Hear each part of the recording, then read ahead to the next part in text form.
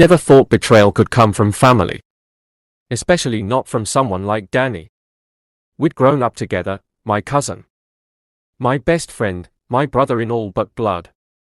But here I am, looking across the table at him. Something in his smile setting off alarm bells in the back of my mind. I shrug it off. We've been through thick and thin. He wouldn't do anything to hurt me. Or so I thought.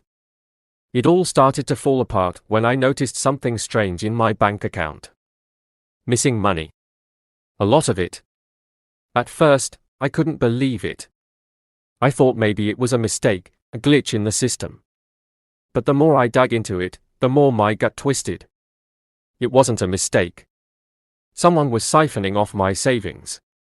I stayed up late that night, going through transactions and tracking where the money had gone. And that's when I found out it was Danny. I felt sick. Angry. Betrayed. I wanted to confront him right away. But I needed proof. When I finally did confront him, it wasn't in some calm, rational way. No, I found him holed up in some seedy motel, smirking like it was all a joke. I grabbed him by the collar, shaking with rage. How could you? After everything I've done for you? He didn't even flinch. It's just money, Jake. Don't be so dramatic. That was when everything exploded. He wasn't just stealing from me. He'd gotten involved with some dangerous people who didn't take kindly to debt. And when they realized he didn't have their money, they came for me. I'll never forget that night. Cold, dark, and pouring rain.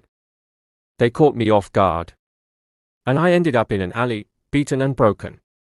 Left in the rain like I was nothing. I thought it was the end. But somehow, I made it out alive. I woke up in a hospital, barely able to move, my head pounding. And there was Danny, sitting by my bed. The guilt was written all over his face, but I didn't care. He was the reason I was lying in that bed, covered in bandages. He was the reason my life was spiraling out of control. But instead of hatred, all I could feel was a crushing sadness.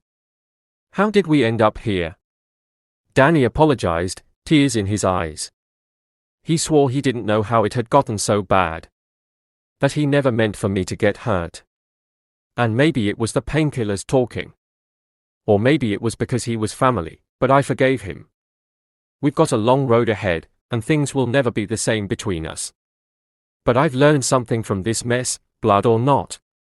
Trust is fragile, and betrayal cuts deep. Yet sometimes, just sometimes, even the deepest wounds can heal if